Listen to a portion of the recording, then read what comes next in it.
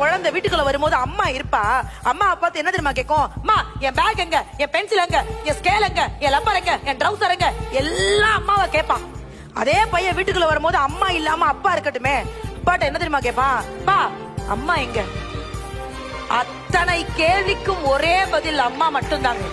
எப்பவுமே எல்லா பெண்களுக்குமே அப்பாவை தான் பிடிக்கும், ஆனா எல்லா பசங்களுக்குமே அம்மாவை தான் பிடிக்கும். ஏன் தெரியுமா?